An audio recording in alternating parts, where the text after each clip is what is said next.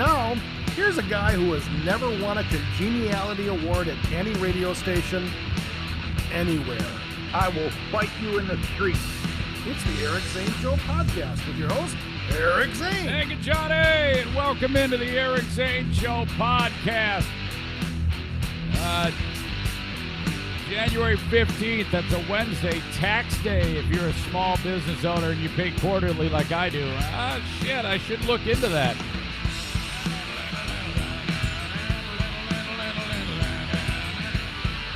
This music created by the one and only John from Jennison. That was his voice at the beginning of this.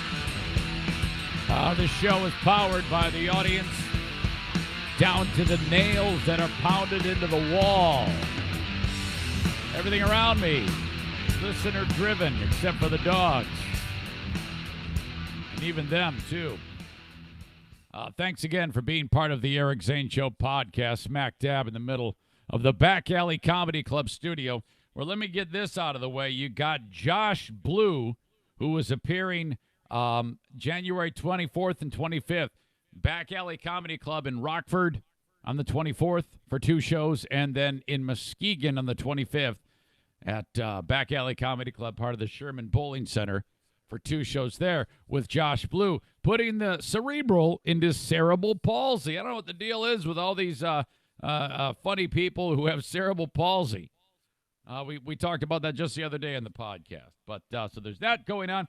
We also have Dwayne Gill with Rebecca Gibson going on February 1st at Back Alley Comedy Club in Muskegon. They're probably appearing at Rockford too, but Big Dick Don Veltman has a way of promoting his shows that includes go to 5 different Facebook pages in order to get the update. I'm telling you, he needs to call on Larry and Jericho to streamline that whole process, because I'm like, dude, you don't want to say, yeah, you got to go to this Facebook page to promote this Back Alley Comedy Club, and then you got to go to this Facebook page to promote this one, but then you got to buy tickets on the Eventbrite, and then they can always go to the website. Fuck that! Come on. All right, so that's what's happening. I'll do my best to get you up to date on those shows. Back Alley Comedy Club, February 1st, Dwayne Gill and Rebecca Gibson. All right. Yesterday was a weird-ass day. It was a bloodbath in the radio industry, probably the worst of its kind. Radio since, the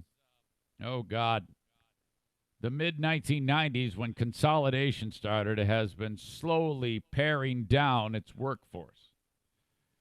And I'm probably speaking out of school a little bit, but I've heard the number thrown out of 1,000 jobs yesterday, as high as 1,500 jobs yesterday. I don't know the exact number. I'm just saying that is what has been thrown out. Of the 12,500 people that work for iHeart, there was a mass firing. Now, I did not see this coming, of course. I was fired or laid off, or the actual term was employee dislocation. I think fired sounds better than to be dislocated, because, I don't know. It's just weird. But, all right, so there's probably a few people that are watching this right now. They're like, oh, Zane, be nice. Don't crash and burn it. I'm not going to do that. Let me just say from the start that I established in the short time that I worked at iHeart a lot of great friendships, and I enjoyed my time there. I really liked that job. That's what I'm bummed out about the most. I actually liked the job. I mean, I was an entry-level bit of personnel. I was a cog in the machine, very, very small part there, and we all got wiped out. I feel worse for Dave Conrad, 27-year radio veteran at B93. He was laid off or dislocated or fired, whatever you want to say. And I also feel very badly for the young people, because the job that I had at iHeart was, it was me and a bunch of young people. I mean, first radio job, young people. And they all got blown out too. Holy shit. Yeah, I don't understand. Well, I understand. It's kind of become the way of the world in terms of radio, which I don't. I mean, I'm bummed out that I can't see those people anymore. But really, that job, I made $150 a week at that job. It was not a big deal, as they say. Not a big deal on Spittin' Chicklets. But I liked it. I mean, everything about that place was fantastic. So I'm going to miss those people. I think that's the big thing. And I was holding on hope that I would get a shot at some other larger capacity there. And truth be told, if they called me today and said, "Whoops, we made a mistake. We want you," I'd take that in a heartbeat. I really enjoyed it, and if I ever am called on there, because this is one radio company that I don't have any enemies at, I would just jump at that chance. So I'll put that out there right now for anyone who is watching who may be a decision maker within the framework of that company. That I'm in it for the long haul. If you come back to if after the dust settles there is a spot for me, I would absolutely do that. I'm very lucky because of you, the audience, my regulars, and to some extent the new people too, who have populated my podcast, and you made it get through my head that there is a place for me in this scenario, and I've been for a year and 11 days been doing this. Maybe more. Wait, what is it? A year and 8 days. Pardon me. So I'm fine. I mean, this is it's business as usual for me. This is it's kind of like how the United States is no longer dependent on foreign oil. I am no longer dependent on radio. I would love to do it in addition to this, but I haven't worked the last 1 year and 8 days for nothing. I have a foothold in what I do, and I have a tremendous audience who supports me so much, and I'm so grateful for that, who build me studios, who make music for me, who listen and come to my parties, who support my clients who support the show. We are a very, very potent pack that doesn't need any of that. So if it does happen to manifest one day down the road, great. But this is my home. This is what I do now. So, frankly, I didn't even know if I was going to discuss this with you at all. I was just going, because I didn't have a big role there. And, I mean, I was had a little bit of a public spot because I was on the brew of just one short air shift a week. And I talked about it.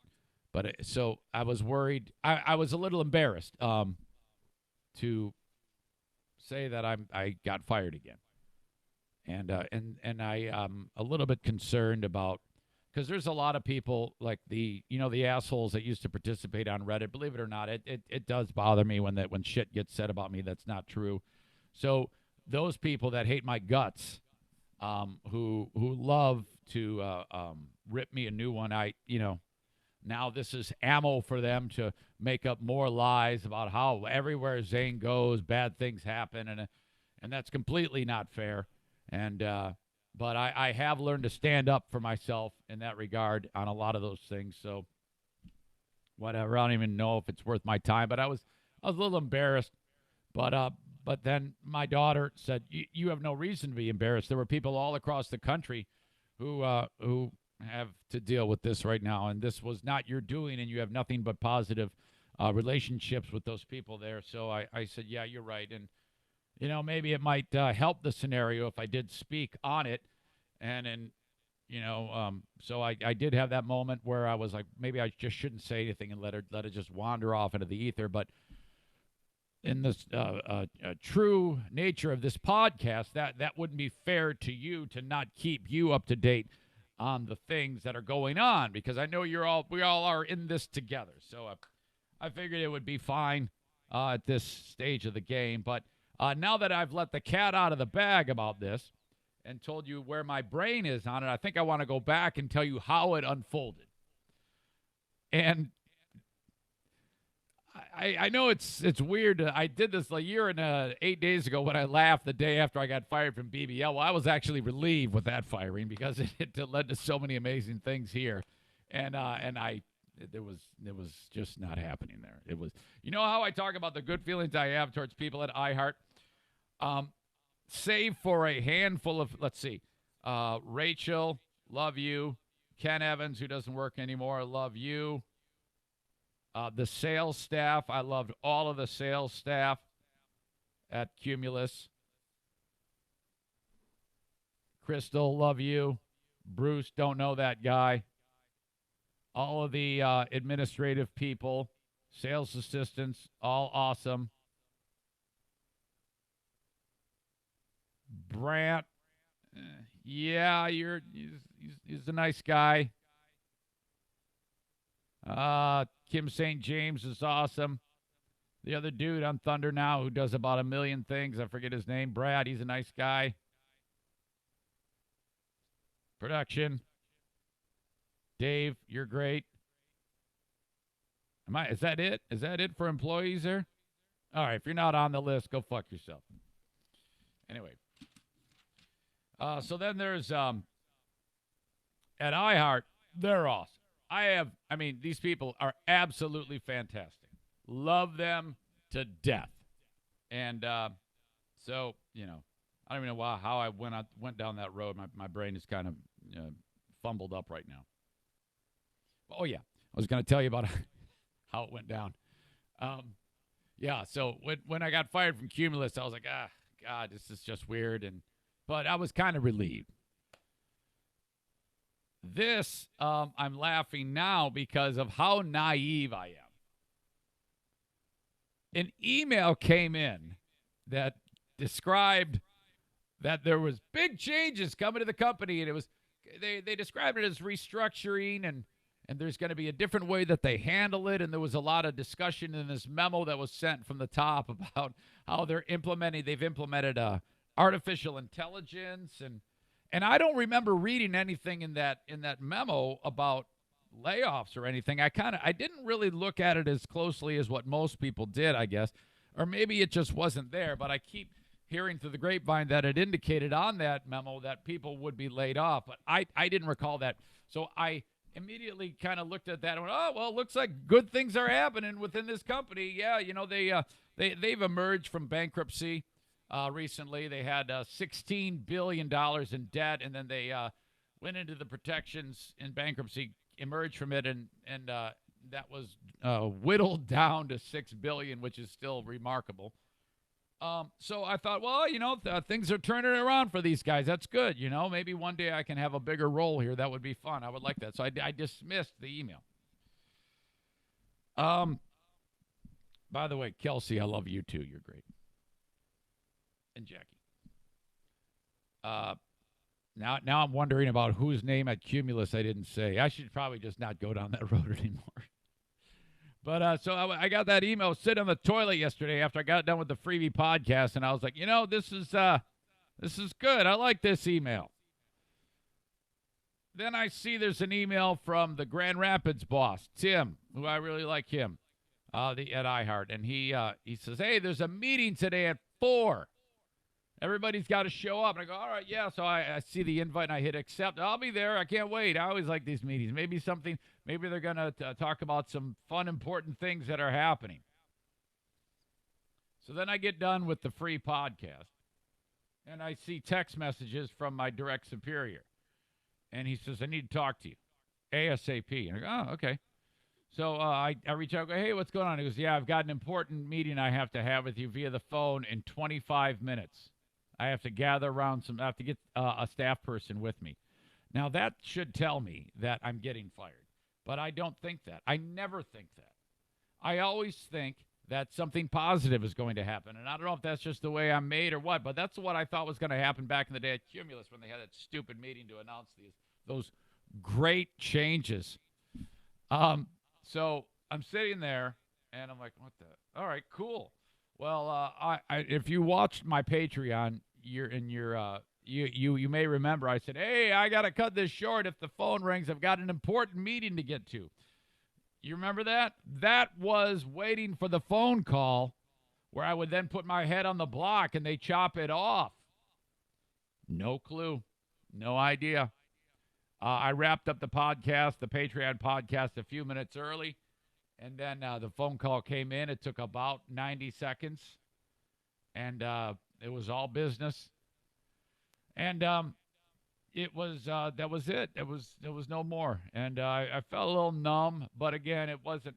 I was more embarrassed than I was upset because I'm fortunate. Like I said, in the past 1 year and however many days I said, 8 days I said that I've been able to build this, so I wasn't really worried about what the next step was. Thank God you all pushed me into this, but it did bum me out. And so I kept quiet, didn't say anything, and contemplated what I was going to do. And then I found out that Conrad got fired. There's a fellow by the name of Rick Albin, who was a political reporter on Wood TV, and he also is on the West Michigan's Morning News, or was. He was let go. So they unloaded. You see, with me, we were all like $10 and $11 an hour employees. I don't know how many. I don't even know who got cut loose. I don't know anything.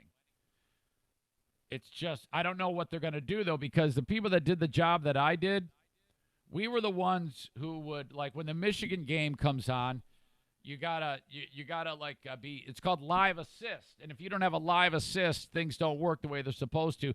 And you got to have somebody minding the store. And the job of the person, the board op or the ops person like me, is not only did I take care of what was going on Wood Radio, but I would go make sure the other 5 radio stations that things were happening there. If things did get off the rails, sometimes, like in one time, SNX went off the air, and I had to rush in there, and I had to finagle that. It was a real catastrophe, but through the troubleshooting by the program director and the engineering and the IT staff, I got it back on the air. That's what my role was.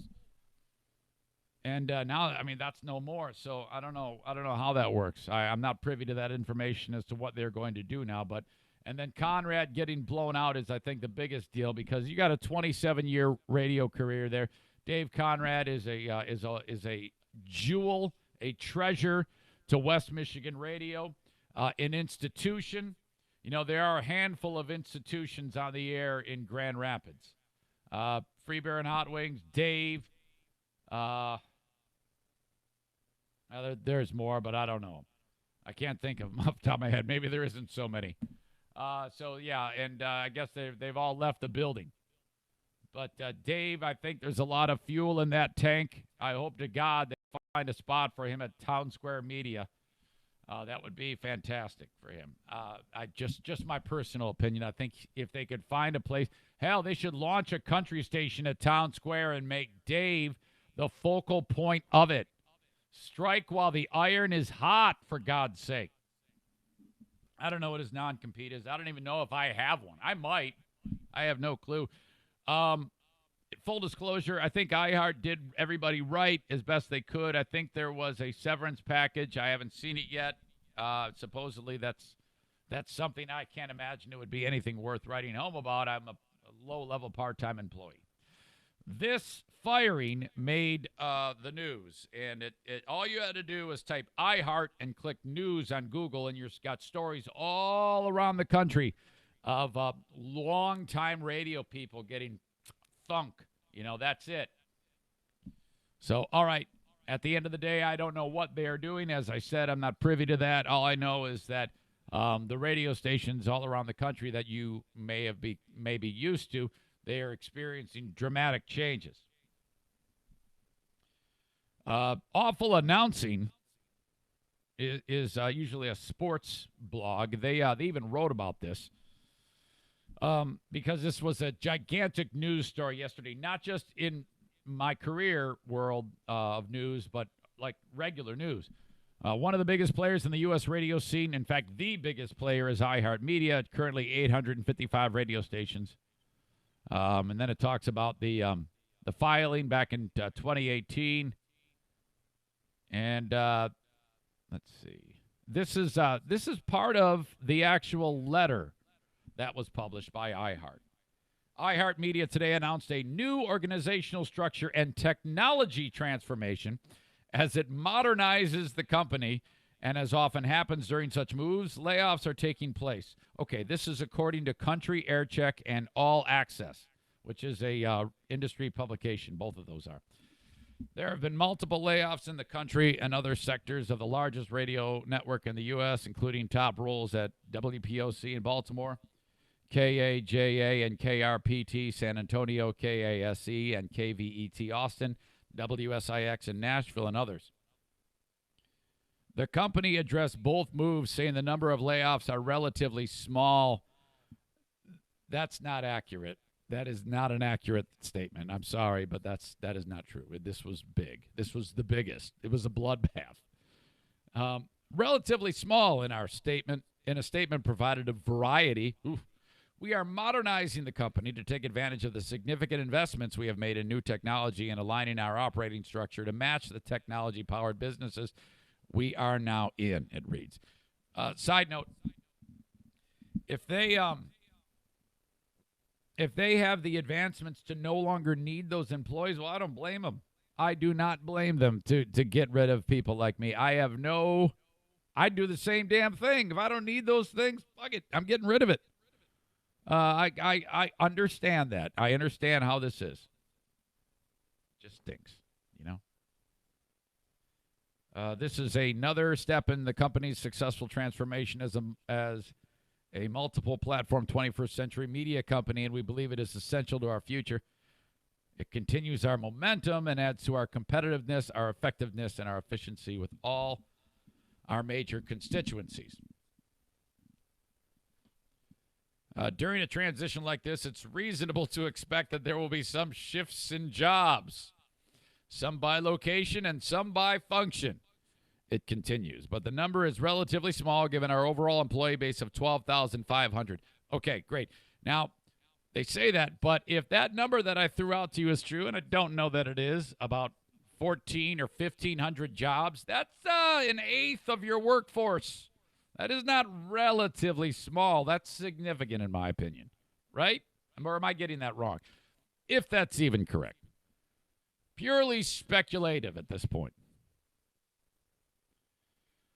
That said, we recognize that the loss of any job is significant. We take that responsibility seriously and have been thoughtful in the process.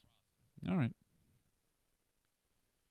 As per All Access, the pages listing on-air talent at most stations have been removed for the time being, making it difficult to see who's still there. So, yeah, if you go to any iHeart website now where it says on-air, and there's usually like the names of the people who populate it, they hit like a magic button, and all those websites, that spot on the page vanished.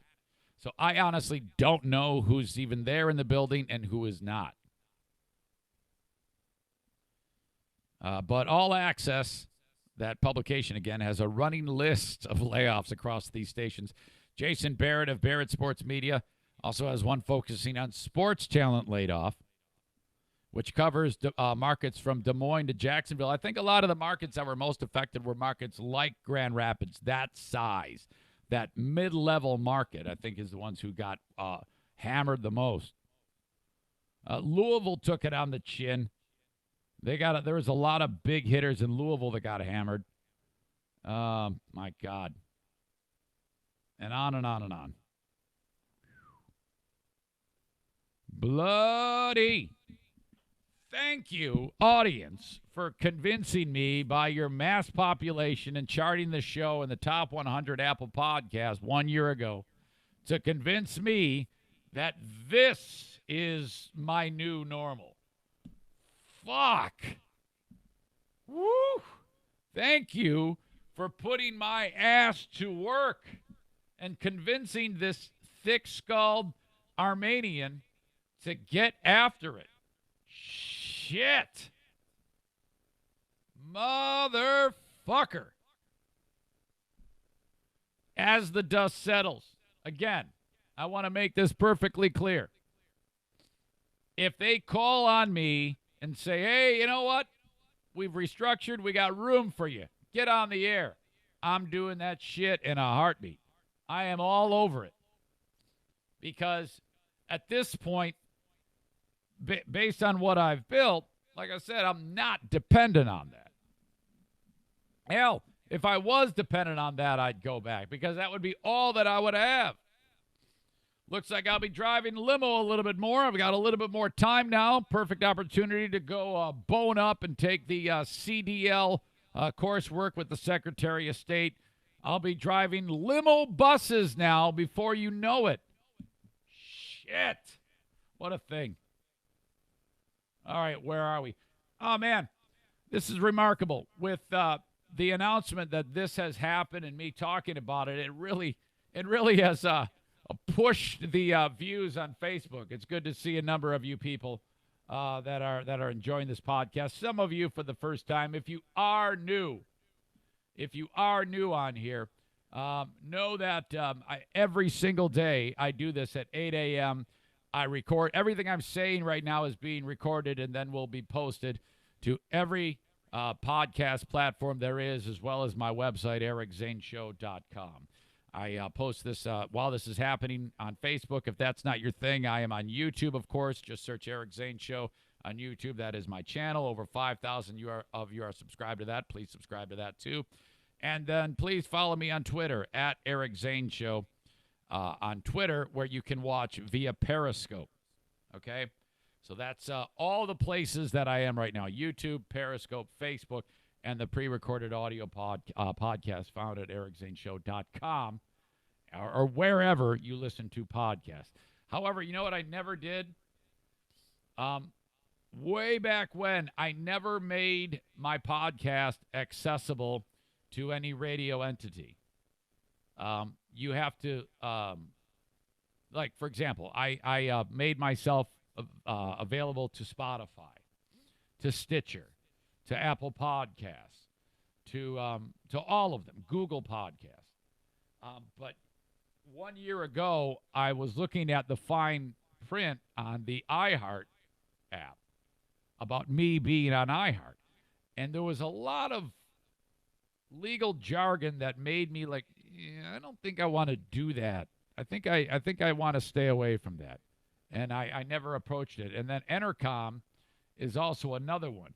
You go to try to get on those two, and there is a long list of things that you are relinquishing that I wasn't comfortable doing.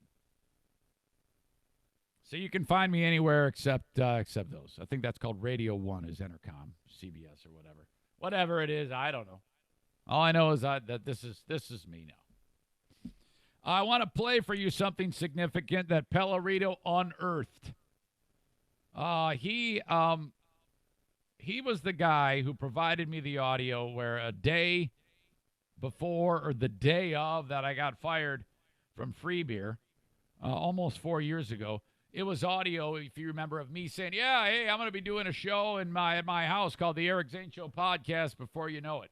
That actually happened. It was a self-fulfilling prophecy. Happened once, whatever. Now it's happened twice. And it has nothing to do with iHeart. It has to do with my time when I was on BBL. There was a video that I shot 10 days before I got fired from BBL that Pellerito just discovered in his continuing stalking efforts. What Pellerito does is he stalks me, and then he looks at my own videos while taking off all of his clothes to pleasure himself. So Get the tent built. We picked this up 10 days before I got fired from BBL. I was growing pot in this room. The room was not finished. But this is what I said on that podcast in, I think, a joking manner. Listen to So I this. did that. All right, let me take you through some more stuff. This, I'm redoing this room. This room also is going to be the podcast room. When I make the next critical error in my career, and they say, enough of you, we've had it up to here with you. This will not only be the grow house, but it will be the podcast studio. Uh-huh. Complete with this terrific... I'll be there in a second! This terrific tube TV. You're going to need this for current events. Anyway, I hope that never happens. Because It happened. Oh, Thank you, Mike. Well done. Keep stalking. Keep on stalking, Mike. I did a cameo yesterday for Kevin Kuipers and his stupid brother. It wasn't for Kevin. It was for his dumbass brother. You got to see it, though. Cameo.com/Eric Zane. When this show gets done, well, I keep doing it. And now more than ever, I would love you to sign up for me to watch my extra podcast on Patreon. That's going to set you back $5 or $10 a month. If you go $10 a month, you get all the video that goes along with it, the live streams, and if I ever start working again, videos. I'll buy you a T-shirt if you sign up for $10 a month, and your money keeps the lights on to this podcast. That's how I've been able to survive this past year, all kidding aside, is from the Patreon. One of the ways, in addition to T-shirts, Cameo, advertisers. That's how I do what I do. Patreon.com/Eric Zane. You can play Smarter Than a Former Drug Dealer trivia if you're signed up on Patreon. Once you sign up, you are in the drawing for the April drawing for $1,500, a carpet install from Bennett Flooring Installation if you are in the state of Michigan. That's all if you sign up on Patreon. I have a sponsor I just signed on not long ago called BK Guns and Stuff. Family-run gunsmith specializing in repairs, restorations, custom pistols, rifles. They custom weaponry based on what you want, and they'll do firearms transfers. Bunch of locals, Saranac shit kickers. Ben and his lovely better half, Kyle. That's a lady, Kyle. Okay? I got to say that every time. I feel like you're thinking, what, is he married to a dude? Yeah, I know. It's a chick. 616-902-2447. 616-902-2447. You want to reach out to Ben and Kyle. Now, let me tell you, most of my sponsors, when I give you those numbers out, that's like their cell phones. You can tell this is a mom and pop podcast when I tell you to call my sponsors and you call and the person on the other end goes, hello? That's the nature of the beast on this grassroots setup here. However, with TC Paintball, they will answer TC Paintball when they open at 11. 616-249-8227. Thank you to Rick Steinbach and the crew. He is working hard whenever the temperature warms up at building the outdoor paintball. Oh, my God. I cannot wait till that. We're working on Paintball War number 7. It's right around the corner. I haven't yet given a date for that. It's going to be awesome, though. You know it will. It's always fun. And if you have a young person in your family, 8 to 11, and you're like, man, I can't find any athletics that this kid wants to do. He hates baseball. He hates football. He doesn't want to do hockey. He hates running around. He hates soccer. Oh, this is terrible. My kid's going to be, in-house playing video games for his whole life. Okay. The Paintball League. Thursdays at 4:30. Round up the kids that played too many video games and say, get your ass over there. We're playing paintball. And they're going to go, it hurts. I'm a pussy. Well, hey, he's going to use the low-velocity guns. They're going to use the low-impact guns. They don't hurt, and it's going to be so much fun. So whip those kids into shape and make them do something physical, for God's sake. At TC Paintball, Thursdays at 4:30. 616-249-8227. Otherwise, if you don't get your kid out there, it's going to be a pussy. Remember that. You don't want your kid to be a pussy. 616-249-8227 today. That's right. Eric Zane is telling me that my kids don't need to be pussies. Yesterday on the podcast, was it yesterday on the freebie? Yeah, I did.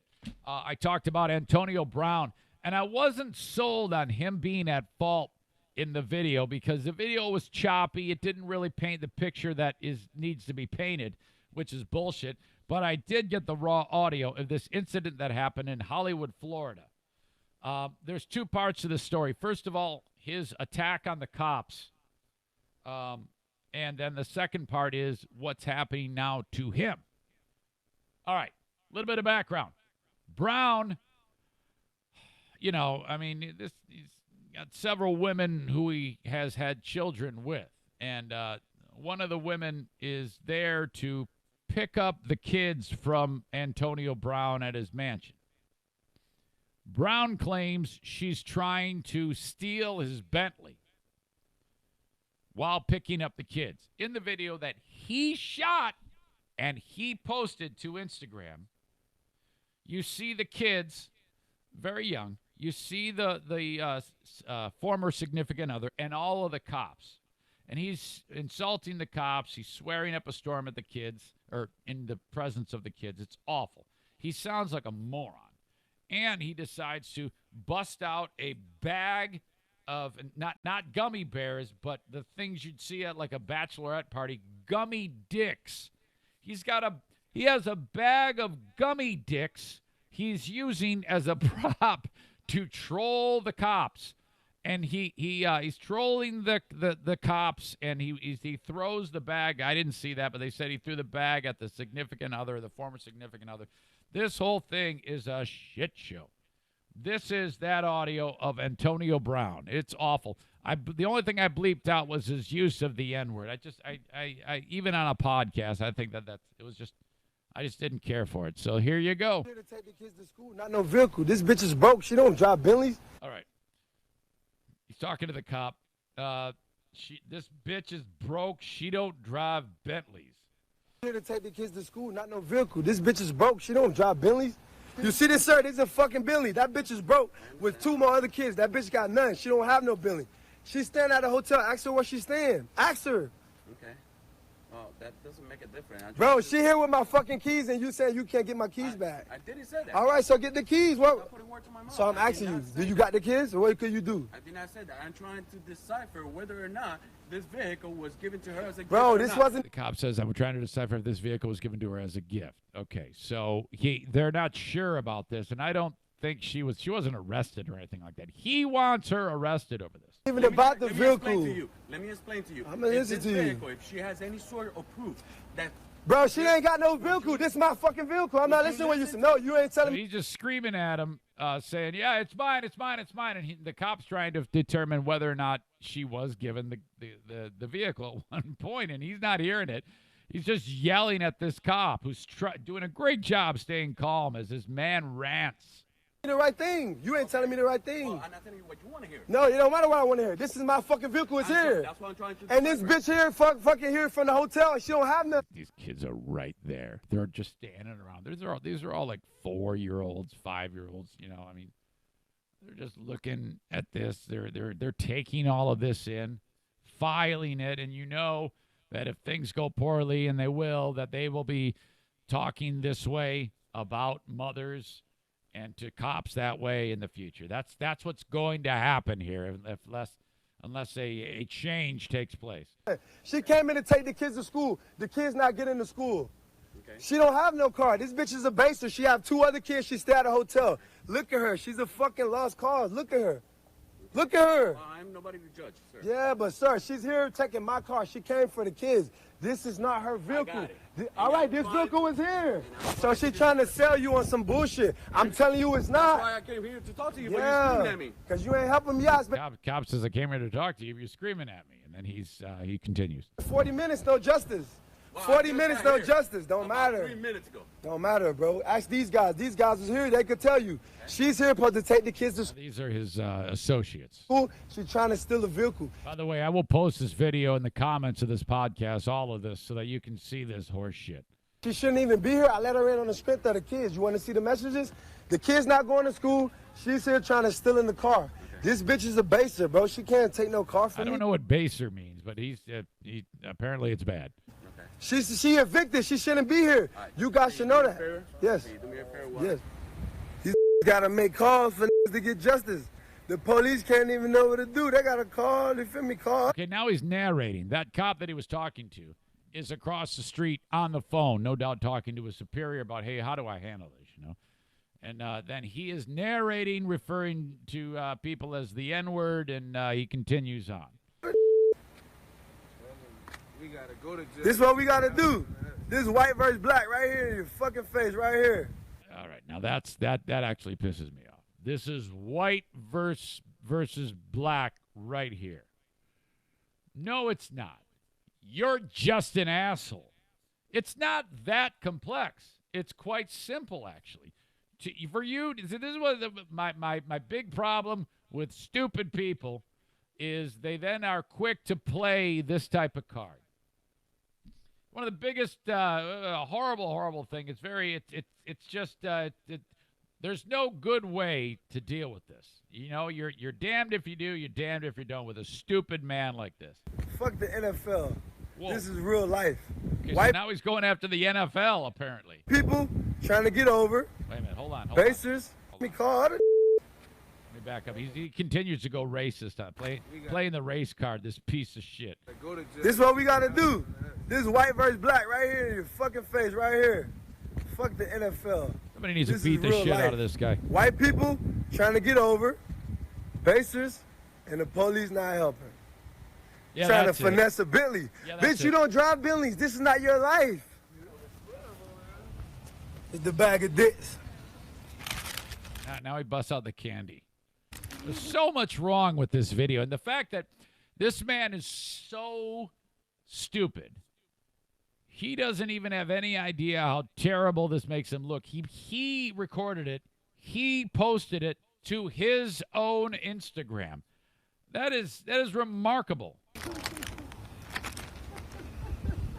Bag of dicks for the dicks. Hey, Charles, here go the bag of dicks. Fish head, fish head. Referring to the woman as fish head, apparently. Now, she looks like a normal lady to me. I don't know what the fuck his problem is. Fish. Fish, here go the bag of dicks, fish. Charles, here go the bag of dicks. Fucking basic. That's just sick, man. That's like too much. Hearing how absurdly stupid he is actually makes me upset. I'm probably most upset at how stupid that this person is. The fact that this person lives in a mansion. This stupid individual. Not for long, though. I think eventually this guy's going to burn himself out and he'll be, doing a podcast or something one day from his living room. This story made the rounds, though. And, he's been fired from everything. Of course, he had the deal with Pittsburgh. He left there. That was horrible. Then he didn't even really get started with Oakland. And then even shorter amount of time with the Patriots. Nobody picks him up during the entire NFL season. This is the best receiver in the game, or was. And nobody, and then all the allegations about abusing women. I mean, this has been a crazy-ass year. So fired from all these institutions, cannot step on the football field. You know what other football field he can no longer step on now? The Police Athletic League football field. That's right. He donated his time to the Police Athletic League, and he's gotten fired from helping out the Police Athletic League because they didn't like the way he treated them in that video, and this is what you have now. And now... New details tonight about troubled football star and South Florida resident Antonio Brown. Brown has done some good things in the community over the years. How about the pipes on this guy? But after a run-in with police this morning, one department says it's had enough.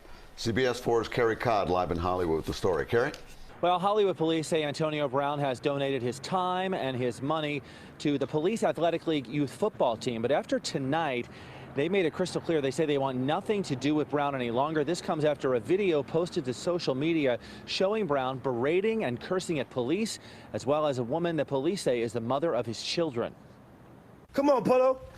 The video posted to social media is disturbing to listen to. Get the out of here, you.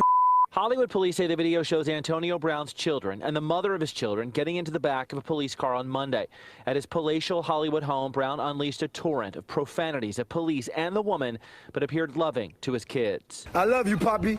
I love you. Go ahead and police. Get the out of here. Oh, The cursing went on for more one. than 2 minutes and included a staggering 14 I love you, kids. Get the fuck out of here. Is that really what I just heard? F-bombs in the first 21 seconds. Hollywood police say the cursing went on for more than 2 minutes and included a staggering 14 F-bombs in the first 21 seconds. I can beat that. Hollywood police say this is the third domestic incident involving Brown in their city in the past 3 months, and they're tired of it. They're so tired of it that they've told the former All-Pro NFL receiver that he's no longer welcome as a benefactor and volunteer with the Police Athletic League youth football team.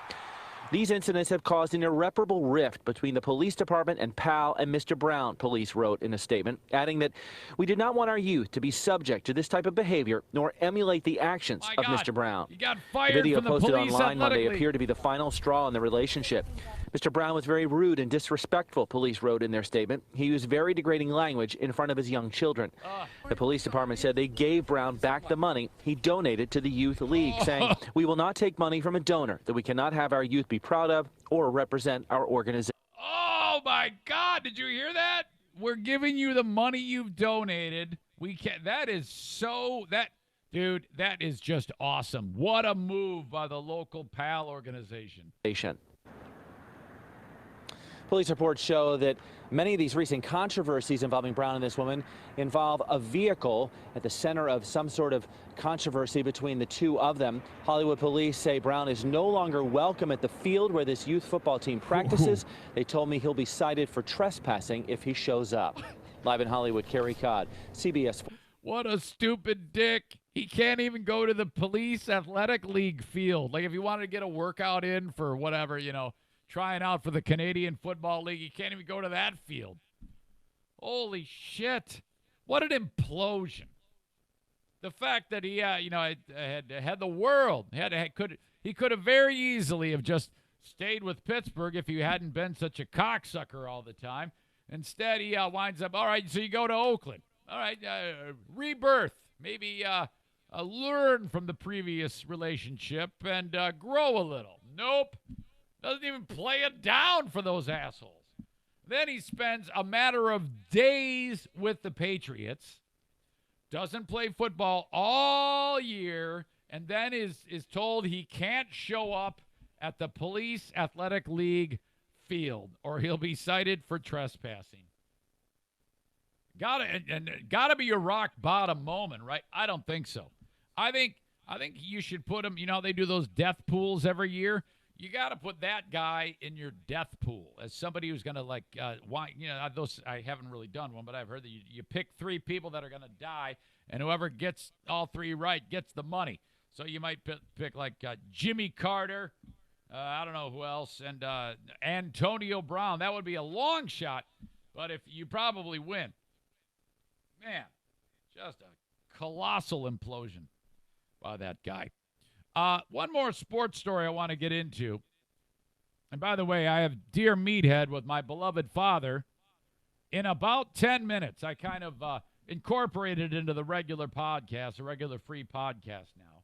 And then I'll actually lift it out and post it separately if that's all you want to listen to. And I wouldn't blame you, because this is just shit. I don't really believe that. I think it's pretty damn good. I'm never lacking confidence. All right, the latest fallout from that baseball sign stealing thing. Did you hear about it? Talked about it yesterday. The Houston Astros let's see, who did they blow out?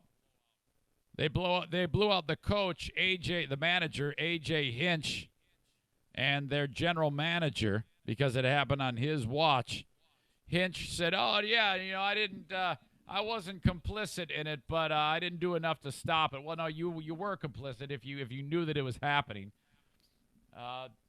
The Astros were using electronic things. The league determined binoculars, laptops to steal the signs of the opposition. Then they would bang on a garbage can to warn the batter what the pitch was. Boy, if I'm the pitcher. And I'm able to figure that out in my head, that when they bang on the garbage can, he's going to be expecting a fastball low and away. Then I'm going to put it in his ear every time.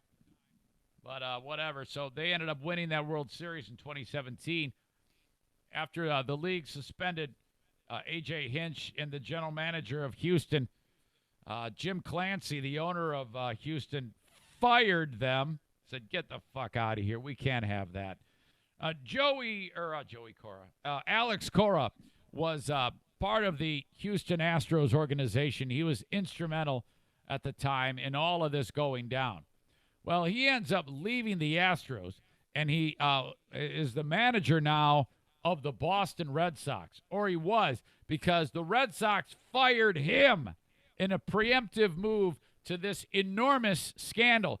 This is as big as any other gigantic scandal that has ever happened in baseball. This is as bad as the Black Sox. This is as bad as anything Pete Rose ever did. All the juicers. And I think baseball is doing the wrong thing. They need to allow the gambling. They need to allow the juicers. They need to allow the sign stealing. They need to reinstate these cheating managers and general managers and encourage them all to keep doing all of the things that I just suggested, because that is the only way that baseball is fucking interesting. I am more interested in this story here, which is not in baseball season, than I have been interested in any baseball game in the past 20 years. Holy shit. My God. This is the only thing good about it, and you're firing all the people that are doing their best with their best of intentions to make your game interesting. Why are you firing these bad guys? They need to be promoted. They need to be encouraged to keep cheating. They need to have a binoculars deal with a company to sponsor it, and you got to have cheaters all over the place. You got to sign up like Dell, their laptops, so that they can openly use the computers inside of the dugout.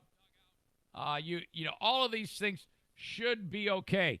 And, you should be able to, like, take your bat and just hit it over the catcher's head while you're at it if you don't like what he's doing. And screw the umpires. You don't need that shit anymore, because now they can tell balls and strikes with technology. So I think, similar to my friends at iHeart, we need to implement these changes and do some dislocation of people in order to have fun and make this an interesting story. Bring back Alex Cora, bring back Hinch, and allow them to keep doing what they're doing, because in my opinion, this is the only interesting thing in that shit show known as baseball. I have T-shirts available at ericzaneshow.com. I got a few more people enjoying this podcast today. Thank you so much for your time. If you want to sport an Eric Zane Show Podcast T-shirt, I won't, but you can. They're available at ericzaneshow.com. They're $24.95, and I pay for the shipping. If you get a long sleeve, it's $24.95. You get a short sleeve, it's $24.95. I've got long sleeve, short sleeve, many different styles. I've got hoodies, I've got hats, all there. Multiple colors, different blends. You can go the full cotton. You can go the 50-50. We got it all there at ericzaneshow.com. Click on merch. All right. Where am I? Mike says, yeah, let the juicers back in. 2-2, the pitch, swinging, his arms just exploded. I'd love to see that. All right. I can't get bogged down in Facebook comments, because then it'll just, the momentum will go. All right. Blue Frost IT is one of my key sponsors. They are the IT juggernaut that keep this podcast going. If I have a problem with my computer, I reach out to Alan at Blue Frost, and I say, hey, man, can you remote in and check this out? All of a sudden, my cursor takes on a life of its own. It's Alan doing these things, fixing my gear. When I need upgrades, he checks in with me. If you have a small or medium-sized business, you need an IT department, okay? Because if that shit goes south on you, what are you going to do? Pack up your shit and go to Best Buy and some dork in the Geek Squad? Fuck that. And then you can't even get the thing back for like 6 days as they send it off to God knows where. You don't even know what they do. Blue Frost IT, man, that's the way you do it. 616-200-8550. 616-200-8550. Reach out to them. They'll reach out back to you and determine what exactly you need. They're going to work very, very closely. Their skill set tailored for each individual business. You may not own the business, but you might run it, or you might work for the people who do.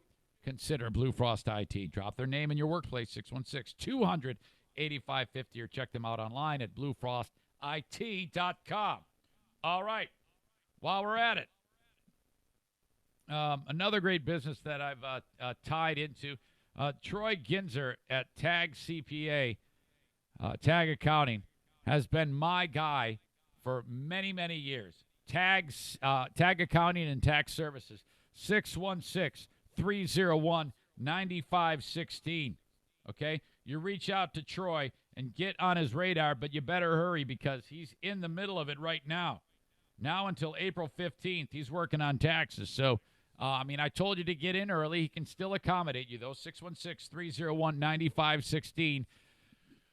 Gone are the days when you're white-knuckling it. Oh, God, what have I done? And then you start drinking all day Saturday because the numbers aren't adding up. It's because you're leaving money on the table, first of all. You're doing it wrong. Don't rely on this TurboTax bullshit or your cousin's friend doing your taxes for you. Come on, man. Use Troy Ginzer, and you just hand him your stuff, and you go, see you later, man. I'm going to the bar. That's it. I'm going to go buy some legal pot and smoke it while you do my taxes. Let me know how I do. Oh, what? What, I've got $1,000 back? Yeah, if I did it, I would have lost $1,000. Oh, shit. 616-301-9516 for Tag Accounting, okay? The official accountant of the Eric Zane Show Podcast. I need to call my father. The podcast isn't done, though. After I get Dad on, I've got a couple more things I need to talk to you, share with you, stories. No more big news. And by the way, I am not informing my father of the radio station thing. If he asks, then I would tell him. But he is a big worry wart, and I just don't want to worry Dad right now or Joanne. So yeah. Calling early, but I don't care. Now, normally when I do Dear Meathead, I have the music, the Father of Mine song, and then I'll end it with Cats in the Cradle. But I don't want to do this while I'm live streaming on Facebook and YouTube, because if you do that, they shut it all down on you. It's a copyright rule. So when I do post the audio podcast of just our time together, I'll have the music intro. Not like that matters. But a number of you have reached out, and as you know, my father... I shouldn't say as you know, there are some new people that are enjoying this podcast. My dad recently was diagnosed with dementia. So that is a thing. And he just recently hurt his hand. I don't know if it is a result of the dementia, but I guess he thought his hand was a block of wood, and he ran it through the blade of the table saw and badly hurt himself. So he lost part of his finger. So he is dealing with that now, too, but his spirit seems to be good. So I'm really, really happy about that, and I'm going to bring him in, I think, right now. It should work. Dad? Yes, indeed. It goes through Skype. It sounds good. Sounds better. Any second now. By the way, I need a new sponsor for Dear Meathead. Good morning. Hey, Dad, how are you? I'm well. How about yourself?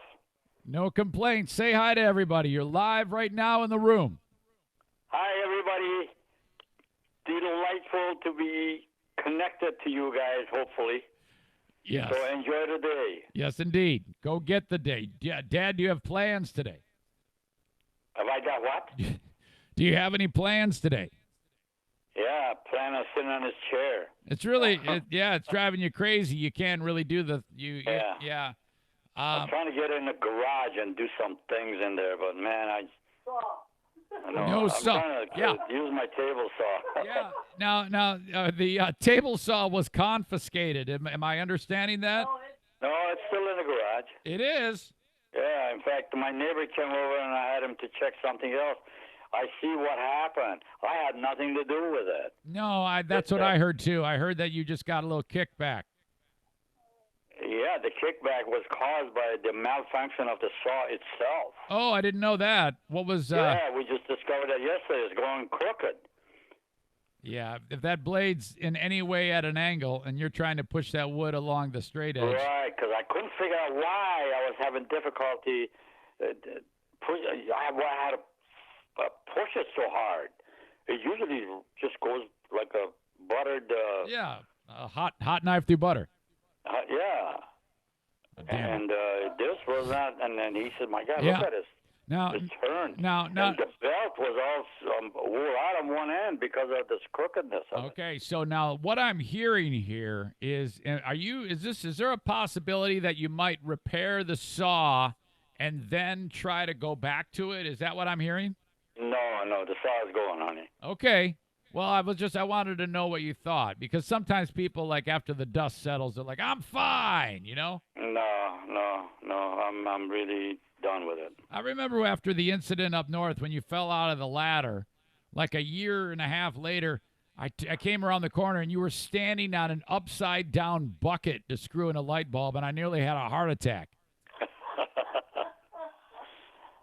Well, hey, you can't quit living. That is true, Dad. That is true. So, all You right. know, if everything scares you, you might as well lock yourself in your house. You're damn right, Dad. I'm on the same page as you. I'd probably have the same mentality. In fact, I wouldn't be surprised if down the road my kids have to handle me the same, in the same fashion, Yeah, but I notice how cautious you are. You buy safety equipment, you wear them when you're using your chainsaw.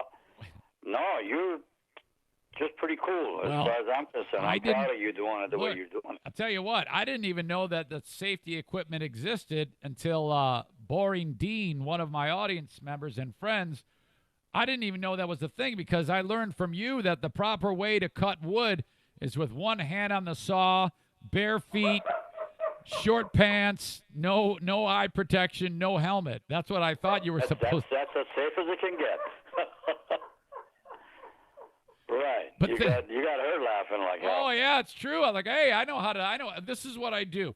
I climb the tree with the running saw, bare feet, no eye protection. I just start hacking away. Hey, listen, I took wrenches off of that on the ladder. Oh, I know. I mean, you are notorious just because of the time that you dropped the tree on the power lines, the time you dropped the trees on Joanne's dog Pepper. Oh my God, yes. Hey, listen, project, you gotta run the project, you can't just dilly-dally. Let me tell you something. That piece of property has had some legendary moments of your that are will always be in infamy. Hey, take care of it. They'll come back to help you. Oh yeah, I know. Well, look, Dad, I got a number of people that want to weigh in with questions. So are you good in that regard? Are you ready to take some questions? I'm ready. I got my clothes on. I'm sitting on a chair here, and nothing naked about me today, and that's cool. Yeah. Well, I mean, that's all we can hope for. We definitely don't want you naked. That's for sure. Amen. All right, Dad, here we go. I'm going to start with a note from Stacy, who is a big fan of yours. She says, "Hello, Stacy." Stacy says, "Dear Meathead, I've just started to date people online, like meet people online and then date them. Do you have any suggestions or tips for me as I start this journey?" Signed, Stacy.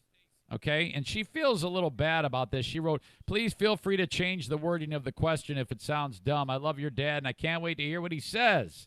If you choose thank you so much, Stacy." Okay, so Stacy wants to know, she's meeting dudes online. Do you know what that is, Dad?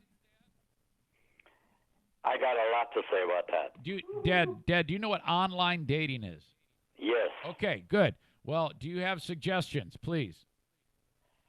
Stacy, it's good that I have an opportunity to tell you, but these are all my opinions. This is my personality. So don't take it in any other direction other than what you can do with it yourself.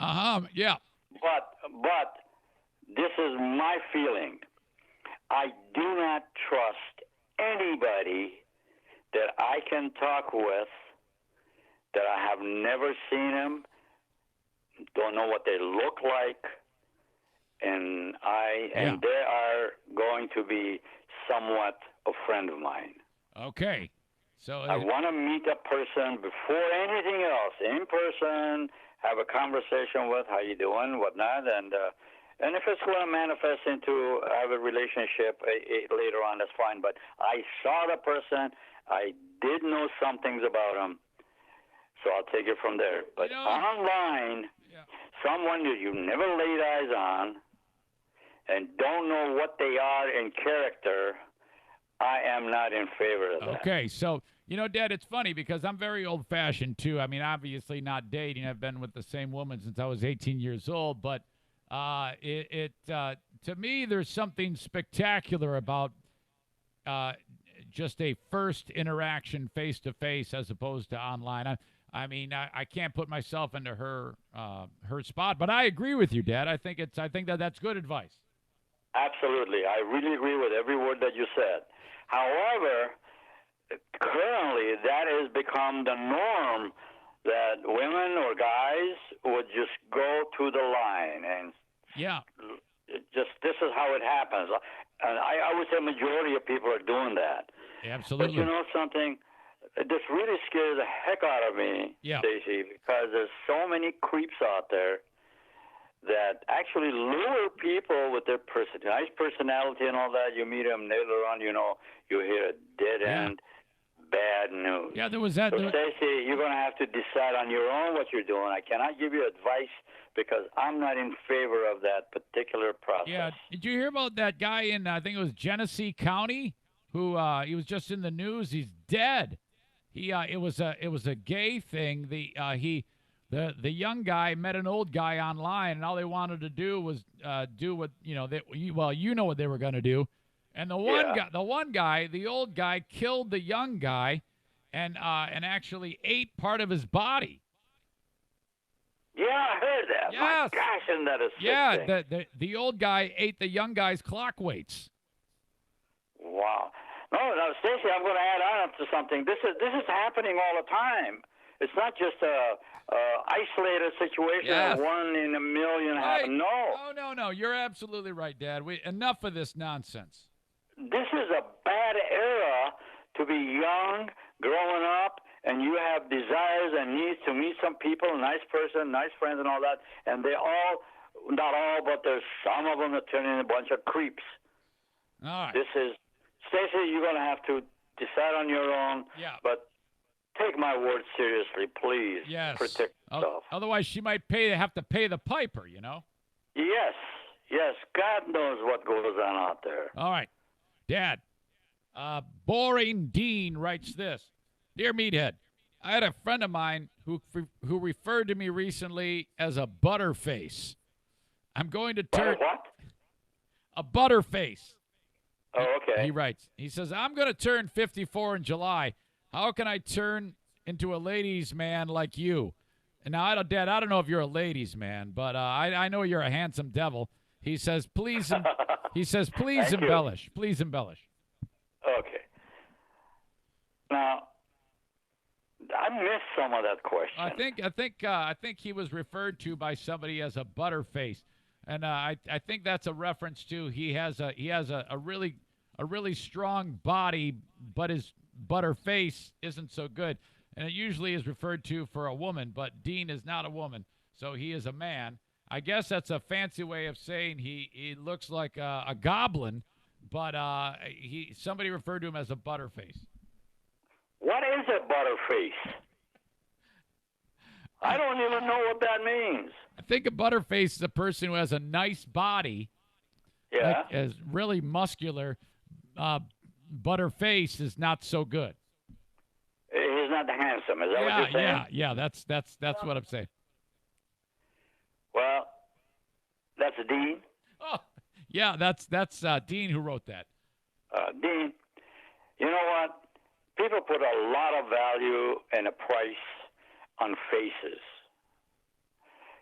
That is not the most important thing on a human body. Absolutely. Dean's ripped. He's got like... Your personality is what the most important part of your life. Yep. If you are a kind, gentle, decent, honest person, you don't have to worry about your face.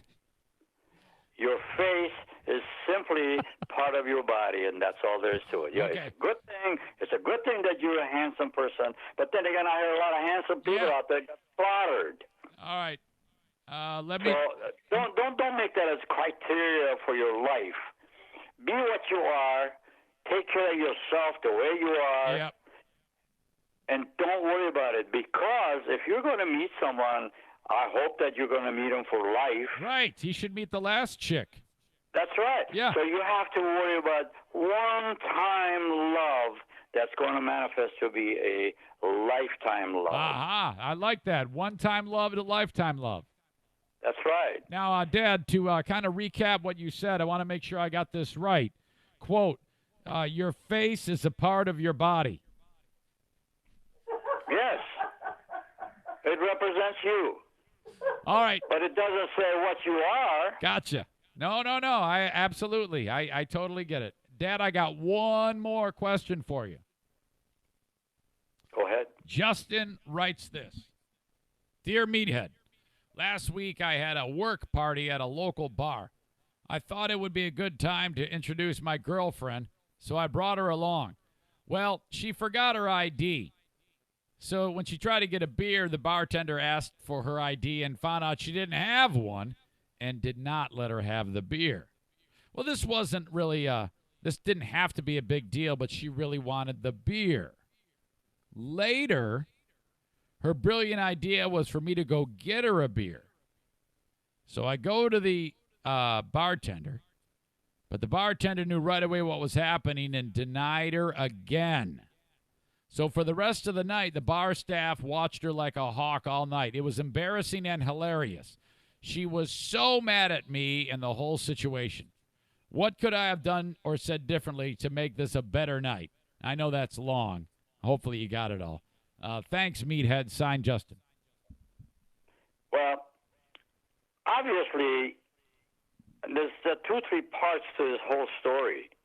Well, one part is she forgot the ID. Yeah. That's not anyone's fault but hers. Exactly. Number 2, I do not blame the bartender because he enforced the law. Yeah. Because his livelihood depends on the fact of not getting caught serving a minor. Right. Now, from what I'm understanding, she's not a minor, but she didn't have the ID, which would... Well, whatever. Yeah. She appears youthful and young. Yeah. She needs to have an ID. She's probably a handful in every situation that she's in, going by what I Sure. read. And really, you cannot have the boyfriend do something for her when the bartender, which is his business, depending on that, for instance, Yes. refused to do that. So it's really no one's fault, but it just is not going to happen. And I'm grateful for the fact that the bartender did that. Yes, I think it was a good move, and she should know better. And it's the only person who's to blame is her.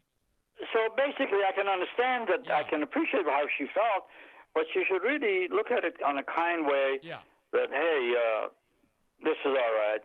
Not having a drink over a night or 2 or 3, whatever, is not the end of the life or the end of the world. By the way, that was your granddaughter, by the way, who I was referring to. Oh my God. Of all the people. Yeah, I was telling that story earlier in the podcast, and that's what just earlier in the week, Jackie and Justin, we were all together, and she didn't have her stupid ID, so she made a big deal about it. It was hysterical. Jackie, how is it that your ID wasn't on you? I got to tell her that. She's such a dummy. My ID when I walk out of the house is on me. Well, she didn't want to bring her purse into the bar, so she left it in the car, which is just across the street. But she could have easily have just gone out and gotten it. Instead, she sat there and was a pain in the ass. When I see it, I'm going to call her a bonehead. Yeah, absolutely, you should. As you should. I don't know what Justin is going to do about that, but might kick my ass, you know. Yep, yeah. So, Dad, take me through what the doctor does on rehab for your hand. How does it work? Well, first of all, my hand is from my fingertips to almost the end of my arm, or where you bend it. Yeah, I know where It's in a hand. huge Yeah, cast that you cannot move anything. yeah. It's a solid piece of material. Yes. Which is quite annoying. And I'm hooked up with several wires and straps at anywhere from a thumb down to the end of my fingers. Okay. You cannot move anything. I have to, for instance, on a daily basis, several times, remove the straps that are on there and give my fingers exercises. You gotta do a good fingering. These are damaged fingers. Oh, okay. All right. All of them. Gotcha. So, except my thumb. Thumb is a free thing. Okay, the But thumb the is thumb okay. was cut the same way almost 7-8 months ago. Oh my gosh. Yeah, but that's it's right. healed. They did that. They sewed it up and all that. So this has been going on. Yeah. But that thumb is kind of numb, but it comes very handy.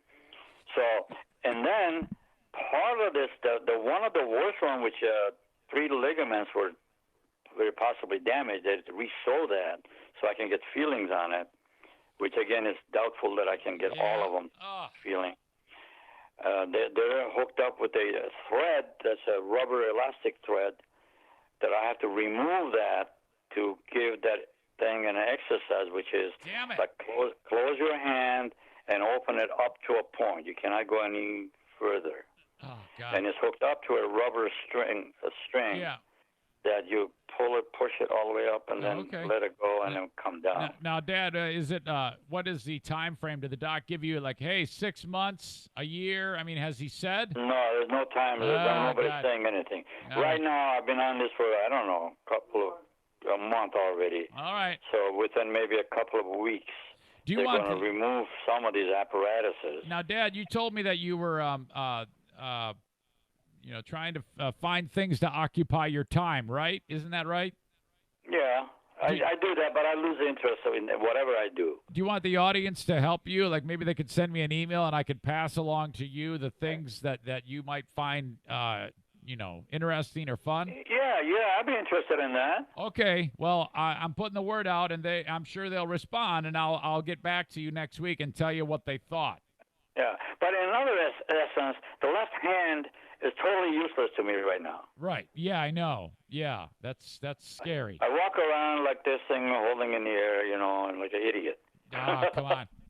Well, look, Dad, I tell you what, it's always fantastic getting you and Joanne on. I wish you the best for the day, and onward and upward. I hope good things are in store for you.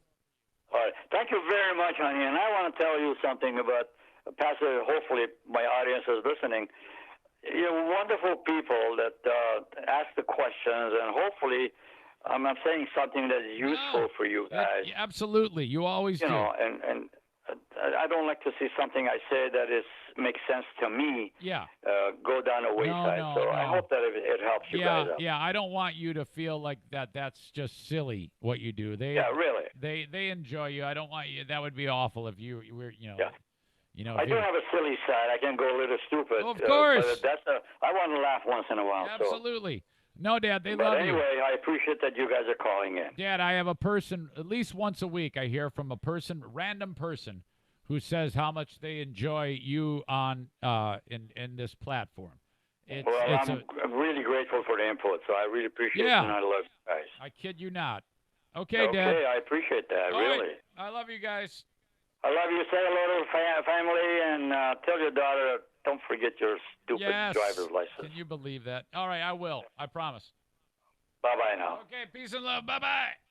Bye. There you go. Dear Meathead again. Wrapping up on the Eric Zane Show podcast. And, wow. Shoo. Always fun. Not quite done. By the way, okay, I have Cameo, cameo.com/Eric Zane. If you want to see something fun, I can do a birthday message, whatever. Your buddy gets a new job, your buddy's engaged.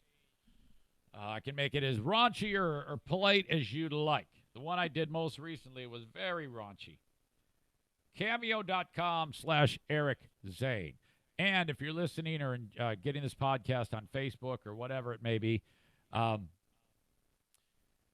Dear Meathead will be isolated and available for download in audio form. Just that, if that's really all you're interested in. Okay. One more thing. If you have a business that you think I can talk about on this podcast, I want to hear from you. Eric at ericzaneshow.com. It could be the smallest mom and pop business. It could be a larger company. I've got people that like Terrytown RV and Sarah Honda. These are very, very big companies that I've been very successful in their marketing campaigns. And then I have smaller businesses that can't afford the big budget stuff. And that's fine, too. I can get anybody into a marketing plan because I call the shots. It's mine, and I can tailor something to fit your business. You're definitely not going to be heard as much as some of the big hitters, like Blue Frost, for example. They bought the whole damn thing. But that doesn't mean I can't have some presence for your business. Just reach out to me, Eric at ericzaneshow.com, and I will make that happen. That's how we've been able to survive for the last year and 7 days. Keep struggling with that number. Yeah, it was a year and year and 8 days. I think it's a year and 8 days. I think I've said it more than once in this podcast. I just never wrote it down, nor can I remember. Okay, got a story here from some rural, awful part of Pennsylvania where what you got here is everything about this story is screwed up. And again, this will be in the comments of the podcast. You can click on the link to see it yourself or just go to InTheNews of ericzaneshow.com if you want to see this story and any story that I talk about. You got mom, who appears to be a redneck, leaves her 2-year-old with a couple of babysitters who are like 13, 14, 15 years old, who are also rednecks.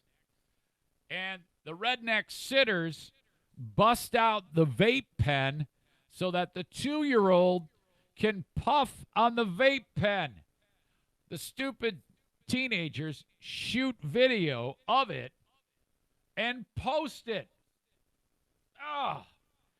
Cops are involved. Kids are arrested.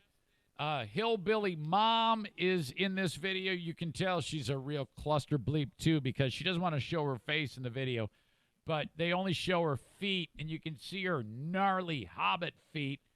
And she's wearing pajama pants and sounds like a trashed out hooker.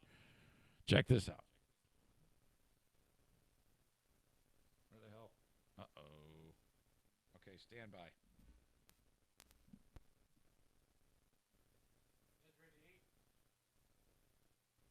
That is not correct. Completely by surprise. To the mother of... All right, now I got it. I swear. I saved more audio than I needed. At first, I heard my own voice. Go. We just talked to the mother of a 2-year-old boy seen on a viral video with the vape pen. It's almost unbelievable when you watch that video. Right? Yeah, tonight 2 teens are facing charges, and Channel 11's Melanie Gillespie is live for us after speaking with that little boy's mother. And Melanie, this took her completely by surprise. Yeah, David, Peggy, she said she never even knew that this even happened. She said how disturbing watching that video really was. The good news, though, that little boy is doing okay tonight. State police in Indiana tell us that it was a safe to say tip that actually got them involved in the investigation, now leading to 2 teenage girls facing criminal charges tonight. She didn't want to show her face, but Channel 11 talked to the mom of the 2-year-old little boy seen in this now viral video. We blurred their faces, but you can hear the little boy coughing after police say his teenage babysitter let him get a hold of a vape pen, with the teen girls laughing in the background. I'm disgusted. I am very upset. I'm in disbelief that they would even laugh or even have something like that in reach of a child's possession. The child, while in the care of these 2 females, obtained a vaping device from a nightstand. By the way, something else that's wrong with this video. The cops in Pennsylvania, they wear those stupid Dudley Do-Right hats. That's a bad look, man. They got to wipe that shit out and wipe it from the cop code. Any cop organization that wears those dumbass Canadian Royal Mounted Police hat needs to go. The stupid hat, first of all, looks like shit. Second of all, the strap doesn't go under the chin. It goes under the lower lip. So it's hanging on the guy's lower lip. It's just the dumbest looking thing in the world. It makes the story even more ridiculous. And they permitted him to inhale it. Mom told Channel 11 she didn't even know her son was exposed to a vape pen containing 3% nicotine until a trooper showed up at her door 3 days later. I guess the babysitter or her girlfriend had it and was choking on it. I didn't know nothing until that day, till yesterday. This mom sounds like a real trash whore. You can just tell. Investigators say a 17-year-old girl was watching the little boy with the 18-year-old friend at a house on Janelle Street in St. Clair Township on Thursday. Both teens are expected to be charged with child endangerment. I'm not trusting nobody anymore to babysit my child. I'm done. Like, I don't even want to put him in daycare. I can't trust anybody no more. And those close. She's also murdering the language. I think that the child needs to never be in the presence of those babysitters. I think the kids should be charged as adults. And I think that the kid should be taken away from the mother because that kid's probably going to be a whore, too, when she... Can't even say it without laughing. The mom's a problem, too. To this situation say they hope these girls learn a valuable lesson. No child should ever, have that fear of going into somebody else's house and not being protected or Mom's got like a cigarette in each hand. The kid should not be exposed to something as bad as vaping while she's puffing away at a cigarette, no doubt. She's got to be a heavy smoker, right? You can't have that man voice unless you either, one, have a dick, or B, smoke about 3 packs a day. Safe environment. And both of those girls are said to be seniors at United High School. We did reach out to You ever notice how screwed up people look who smoke way too much? And if you have a couple puffs while you're drinking, that doesn't matter. But if you're the person who just smokes them constantly, you ever notice how their eyes like bug out of their head and their face is all puffy and their necks huge and they just look like a damn ghoul? Administration there in the school district, they told us smell like hell. That administration was made aware of that video and they provided the girls' names to the authorities investigating. Reporting live from outside the state police barracks in Indiana tonight, I'm Melanie Gillespie for Channel 11 News. Yes, so that's what did it. Oh my God. I would kick so much ass if I found out that brats put a vape pen in my 2-year-old's mouth. Forget the cops. I'm going to kill you. 616-516-8579. I'm wrapping this podcast up. I want you to call him right now. That's Joe Martinez at A&E Heating and Cooling. Even if you don't need anything heating and cooling, you still need to say hello to the Latino legend, Joe Martinez. He'll pick it up. He's going, hello. 616-516-8579. That's his number.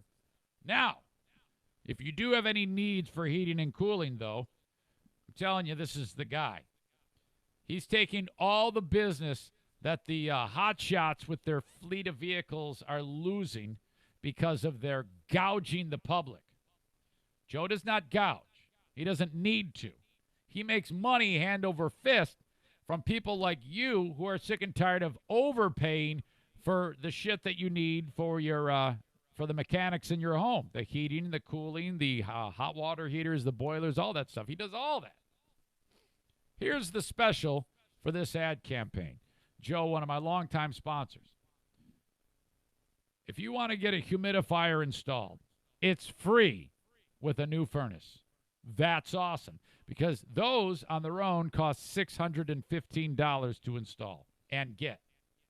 However, if you don't need a new furnace, just want to get a humidifier in your home because it's dry as shit, everybody's lips are chapped, you're putting out 8 gallons of lotion every day because your house is so dry. If you just want a humidifier installed, Zane Show Gringos get it for $100 off. That's right. You're going to get it for $516 off, as opposed to all the other morons who don't listen to this show are going to get it for $616. Okay? So $100 off for Zane Show Gringos when you call Senor Martinez. 616-516-8579. Also, all retired and active military and our senior citizens get 15% off anything from Joe Martinez. Active, retired U.S. military, and senior citizens, 15% off. Anything you need from Joe Martinez. If you show your Mexico military ID, he will throw in 3 tamales with that. So any veteran of the Army of Mexico, if you show your Mexican Army ID, he will give you all of that and throw in 3 tamales. I mean, seriously, you cannot beat that. And I know there are thousands upon thousands of retired Mexican Army people that listen to this podcast. It's number 1 for Mexican Army veterans. He likes to help the homeland. He does his part. All right. Plus, that joker needs money to buy jerseys. We got a jersey auction Saturday, and that son of a bitch is probably going to drink like 6 cervezas before the game and then load up on 10 more during the game. You know what? I apologize for calling you an SOB because that's implying that your mother is something terrible. So I regret saying that. That guy, you're not a SOB. So anyway, he needs your cash, your dineros, to give back for the jersey auction Saturday. All right, folks, that's it. We've covered a lot of ground. If you're new to this shit, I would love to hear what you think. Send me an email, eric@ericzaneshow.com. I would like to think that I know what I'm doing and that it sounded okay. If you want to be an asshole and try to troll me, go fuck yourself. But you can reach out to eric@ericzaneshow.com. I'm not done podcasting. I do it on Patreon as well. Go to patreon.com/ericzane. Or just go to my website and click where it says Patreon. If you can't figure that out, you're stupid. Anyway, give me $5 a month. I need it. I got to keep the lights on in this house to keep giving you more podcasts. Other than that, I got nothing. Thanks to the sponsors. Thanks to you, the audience, for making me do this podcast for the last year and 8 days, I guess. Till next time, that would be tomorrow. I will talk to you then. Hockey game tonight. Wait a minute. Tonight, Wednesday? Hockey game tonight.